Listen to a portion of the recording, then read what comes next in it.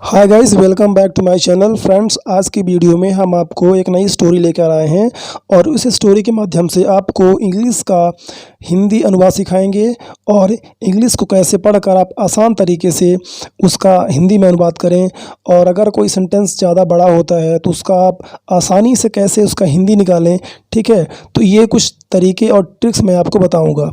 तो आइए हम वीडियो शुरू करते हैं। देखिए, सबसे पहले क्या करना है, आपको सेंटेंस को पढ़ लेना है एक बार, ठीक है। देख लेना है कि सेंटेंस कितना बड़ा है, ठीक है। तो थोड़ा आपको पढ़ने में अंदाज़ा लग जाएगा कि इसमें दिक्कतें कहाँ पर आ रही हैं, ठीक है। तो हालांकि ये छोटी क्लास की बुक है तो आपको बहुत दिक्कत नहीं होगी, इसलिए मैंने पहले ये छोटी क्लास की बुक ली है ताकि जैसे स्टार्टिंग से जब आप सीखते हैं, है ना, आसान तरीके से छोटे छोटे वाक्यों को आप लेते हैं तो आपको शुरुआती में दिक्कत नहीं होती है, ठीक है।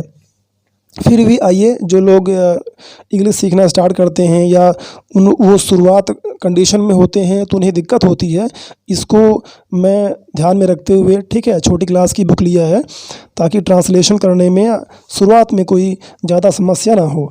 तो आइए शुरू करते हैं। There were two friends in a village. तो यहाँ पर देयर वर मतलब थे, ठीक है, वर मतलब थे। कितने फ्रेंड थे? दो फ्रेंड थे एक गाँव में, ठीक है। देयर नेम्स, उनके उनके नाम, ठीक है। देयर मीन्स उनके, ये हिंदी भी आप नोट कर सकते हैं, ठीक है। देयर नेम्स, उनके नाम थे, क्या थे? राहुल और नितिन, ओके। वन डे, एक दिन, दे प्लान्ड, उन्होंने प्लान किया, to go on hiking, hiking पर जाने के लिए। हाइकिंग क्या होता है? हाइकिंग एक लंबी यात्रा को कहते हैं, जब हम जाते हैं कहीं घूमने, ठीक है। खासकर जब हम छोटे जंगल या बड़े जंगल में जाते हैं घूमने तो उसको हाइकिंग कहते हैं। इन द वुड्स, वुड्स यानी जंगल, छोटा जंगल, ठीक है। फॉरेस्ट मतलब भी जंगल होता है, लेकिन यहाँ पर वुड्स का मतलब भी जंगल है। छोटे जंगल को हम वुड्स कहते हैं और एक्चुअल में वुड मीन्स लकड़ी होता है। वुड अगर एस ना लगा हो तो उसका मतलब लकड़ी होता है। तो लोग कंफ्यूज होते हैं कि वुड्स मतलब लकड़ी होगा, नहीं, वुड मतलब लकड़ी, वुड्स मतलब छोटा जंगल। Next, they packed their bags, वे अपना बैग पैक किए। एंड वेंट ऑन, वेंट मतलब निकलना, निकल गए मतलब चले गए, अपनी जो हाइकिंग है उस पर निकल गए। वन इवनिंग, एक एक शाम की बात है। While walking through a dense forest, dense यानी घना, घने जंगल से वॉकिंग के दौरान, ठीक है, वाइल मीन्स दौरान, के समय, फॉरेस्ट में, घने जंगल में वॉकिंग करने के दौरान, they heard a bear's growl, वे सुने एक भालू की गुर्राहट, एक भालू की गुर्राहट को सुने। इस तरह से आप आसान तरीके से धीरे धीरे दो दो वर्ड का मतलब निकाल के, है ना, तीन तीन वर्ड का मतलब निकाल के जब आप हिंदी का ट्रांसलेशन करते हैं, इंग्लिश का हिंदी में अनुवाद करते हैं तो आपको शुरुआत में दिक्कत नहीं होती और आप उसका हिज्जे करके उसको तोड़ के दो या तीन पार्ट में जब तोड़ के आप उसका मतलब निकालते हैं तो आपको समझ में आ जाता है कि इसका मतलब क्या निकलेगा। फिर उसको आप अपने हिंदी के हिसाब से आप बना सकते हैं। नेक्स्ट देखिए, तो दे वर वेरी स्केयर्ड, बहुत डरे हुए थे वे। एंड और started to run away, to run away मतलब भागना, दूर भागना, तो वो दूर भागना स्टार्ट कर दिए। Worried Rahul saw a low branch hanging from a tree, worried मतलब चिंतित, चिंतित परेशान। राहुल ने क्या देखा? राहुल सॉ देखा, एक लो मतलब नीची डाल को देखा, ब्रांच को देखा। Hanging from a tree, hanging मतलब लटकती हुई, लटकती हुई, ठीक है, एक पेड़ से, फ्रॉमानी से, एक पेड़ से लटकती हुई एक निचली ब्रांच को देखा।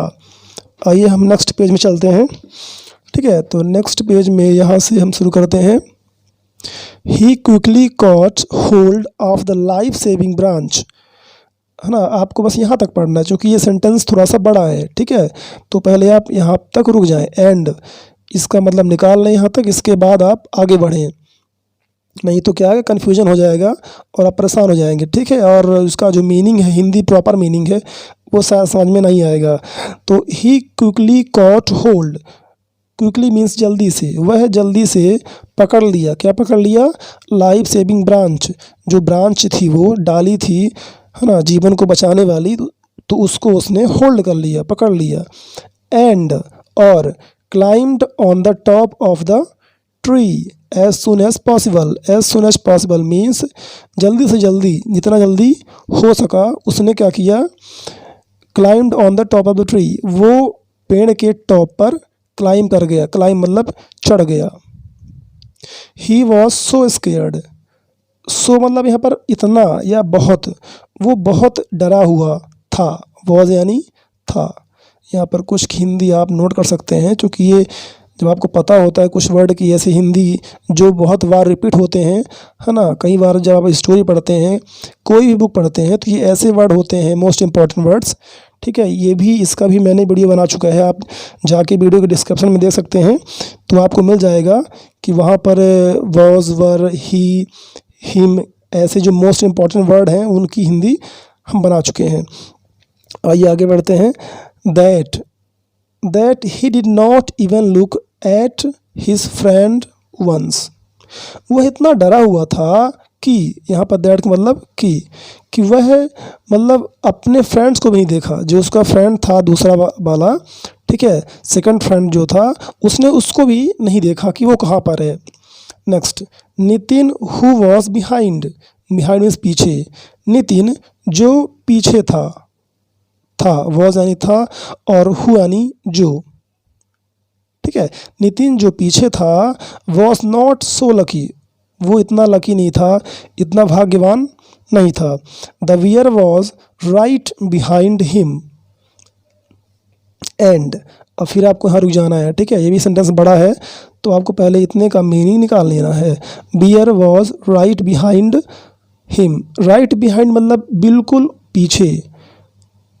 जो भालू था वो उसके यानी किसके, नितिन के बिल्कुल पीछे था।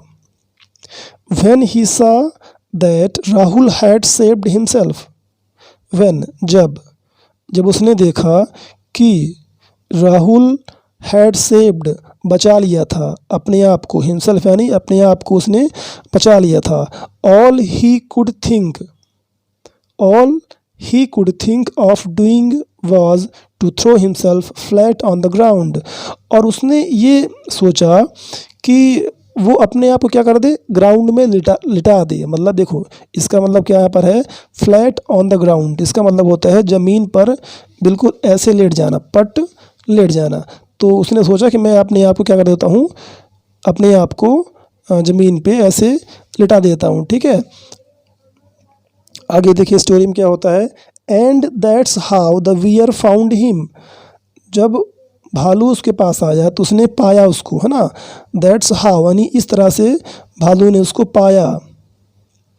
Nitin faced down on the ground. ठीक है, यानी नितिन ने, देखिए फेस डाउन का मतलब होता है अपना चेहरा नीचे कर लेना। तो नितिन ने क्या किया, अपना फेस को ग्राउंड की तरफ नीचे कर लिया। And not even daring to breathe. Daring मतलब होता है साहस करना, हिम्मत करना, है ना। यानी वो, और ब्रीथ यानी सांस लेना। तो वो सांस लेने की भी हिम्मत नहीं कर रहा था, है ना, क्योंकि वो इतना डरा हुआ था कि वो अपनी सांस को भी मतलब बहुत स्लो कर लिया था, बहुत धीमा कर लिया था, ताकि उसको लगे कि मतलब ये जो है मरा हुआ है और वो उसको छोड़ दे, है ना, इस तरह से। नेक्स्ट देखिए, the bear put his nose close to the Nitin's ear and then he sniffed. यानी कि क्या किया, पुट यानी रखना। तो बियर ने क्या किया, अपने नोज को नितिन के कान के पास रखा और उसको उसने सूंघा। स्निफ्ड यानी सूंघा। He was trying to make out whether Nitin was just pretending or if he was dead. तो वो क्या कर रहा था, जो भालू था, he was trying to make, वो मतलब ये जानने का प्रयास कर रहा था कि नितिन प्रिटेंडिंग मतलब कि वो बहाना कर रहा था कि रियल में वो डेड था, मरा हुआ था, है ना। वो ये जानना चाहता था कि जो नितिन था वो जस्ट क्या कर रहा था, प्रिटेंडिंग मतलब होता है बहाना करना, वो नाटक कर रहा था, मरने का बहाना कर रहा था। ठीक है, देन फाइनली, और फिर अंततः फाइनली अंततः ही स्टॉप्ड स्निफिंग, स्निफिंग यानी सूंघना, उसने सूंघना स्टॉप कर दिया। किसने? भालू ने, है ना। यहाँ पर ही वह यानी भालू के लिए यूज हो रहा है ना, ही यानी वह, कौन? भालू। Nitin dared to take small breath, कुछ देर बाद नितिन ने क्या किया? डेयर, साहस किया टू टेक स्मॉल ब्रीथ मतलब कि छोटी सांस लेने का उसने साहस किया। देन द बियर ग्राउल्ड, तब बियर ने क्या किया? ग्राउल किया, ग्राउल मतलब गुर्राया। एंड और नितिन्स ब्लड, नितिन का खून रन कोल्ड मतलब उसका जो खून था वो ठंड पड़ गया, मतलब कि वो बहुत ज़्यादा डर गया। But by then the bear had decided that Nitin was not alive and it was well known that bears do not touch the dead meet.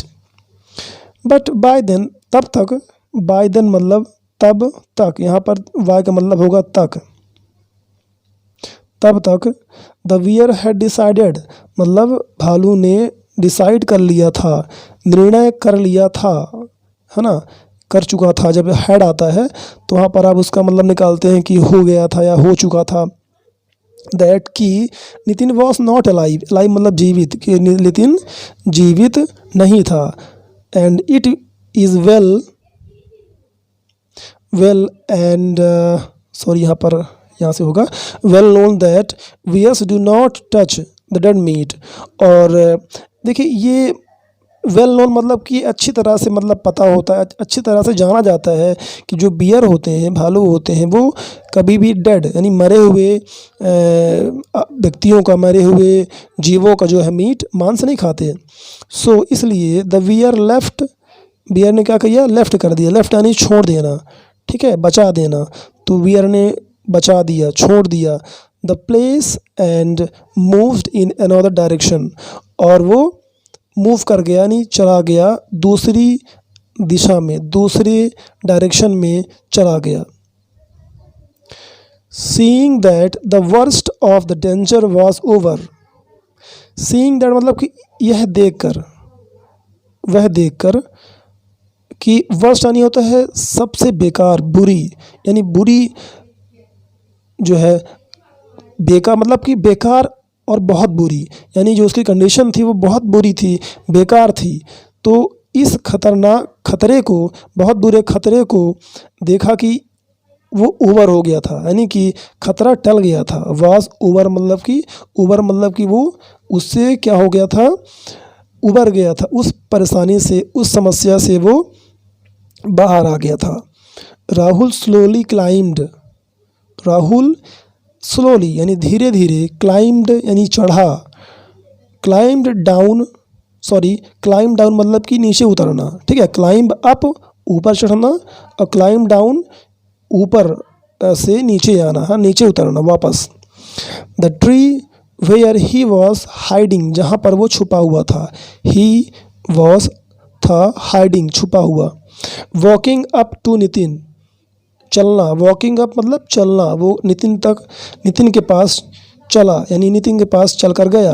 Who was still so सेकन up that he could hardly stand, मतलब वो hardly मतलब मुश्किल से stand यानी खड़ा होना, वो मुश्किल से खड़ा हो पा रहा था, है ना। वो अभी भी स्टिल मतलब वो अभी भी इतना मतलब डर से डरा हुआ था, डर से काँप रहा था कि वो मुश्किल से खड़ा नहीं हो पा रहा था, है ना।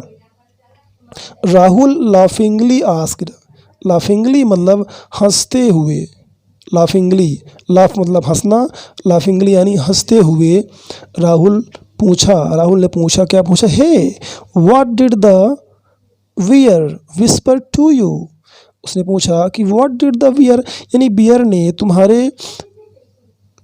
तुम्हारे कान पर या तुमसे क्या विस्पर किया। विस्पर मतलब होता है कोई बात बताना, वो भी बहुत धीमी आवाज़ में, है ना। उसको अपन कह सकते हैं फुसफुसाना, किसी के कान में खुसुर फुसुर करना, है ना, बहुत धीमे आवाज़ में बोलना। तो वो पूछ रहा है कि भालू ने तुम्हें क्या बताया, है ना, तुम्हारे कान में क्या फुसफुसाया। Nitin gave Rahul a long steady look. Steady look यानी होता है एक टक देखना, स्थिर होकर देखना। लॉन्ग मतलब देर तक, कुछ समय तक।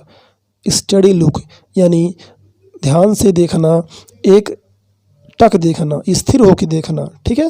तो नितिन ने राहुल को एक टक कुछ समय तक देखा और कहा, never trust a friend who, मतलब कि दोस्त पर कभी विश्वास मत करो। नेवर मतलब कभी नहीं, ट्रस्ट अ फ्रेंड एक मित्र का विश्वास मत करो। हु यानी जो। आइए देखते हैं नेक्स्ट पेज में। जो deserts you at the first opportunity. Deserts मतलब यहाँ पर कह सकते हैं कि खाली छोड़ देना, है ना, बेकार छोड़ देना। यानी वो मित्र जो पहली अपॉर्चुनिटी में, यानी पहला कोई अवसर होता है उस पर कोई व्यक्ति बिल्कुल बेकार में छोड़ दे, तो उस ऐसे मित्र का हमें ट्रस्ट नहीं करना चाहिए, हमें विश्वास नहीं करना चाहिए, कभी विश्वास नहीं करना। So if you will excuse me saying that Nitin picked himself up, brushed of the dust and walked away. यानी कि नितिन उसको झूठ बोल रहा है ना, उसको ऐसा बता रहा है कि उसने ऐसा कहा बियर ने कि जो मित्र पहले अवसर में तुम्हें बेकार छोड़ दे, ठीक है, बेकार में छोड़ दे, तो उस पर कभी भरोसा ना करो, ये कहा। सो इसलिए if you will excuse me, यदि तुम मुझे मतलब माफ़ करो, ये कहते हुए सेइंग दैट नितिन क्या किया, पिक्ड हिमसेल्फ अप। पिकअप मतलब होता है उठना या उठाना। तो उसने क्या किया, पिकअप किया, उठाया। किसको उठाया, हिमसेल्फ। हिमसेल्फ यानी अपने आप को, वह खुद अपने आप को उठाया। Brushed of the dust, brush off मतलब होता है झाड़ना, ब्रश ऑफ द डस्ट, उसने डस्ट को झाड़ा। डस्ट यानी धूल, जो धूल लग गई थी उसके शर्ट कपड़े में, उसने धूल को झाड़ा। और वॉक्ड अवे, और चला गया। वॉक अवे मतलब कि चले जाना। तो फ्रेंड्स कैसा लगा आपको, ये कमेंट करके ज़रूर बताइए, ठीक है। इस तरह से आपको कितनी हेल्प मिल रही है, और आपको अगर आपके पसंद की कोई स्टोरी है तो उसको भी आप कमेंट में कर सकते हैं। मैं उस स्टोरी पर ट्रांसलेशन पर वीडियो ज़रूर बनाऊंगा, ताकि आपको इंग्लिश सीखने में कोई भी दिक्कत ना हो। और इस तरह के इंग्लिश सीखने के लिए हमारे साथ बने रहें, और अगर चैनल पर नए हैं तो सब्सक्राइब करके बेल आइकन को प्रेस कर लें, ताकि इस तरह की वीडियो आपको बिल्कुल टाइम पर मिल जाए।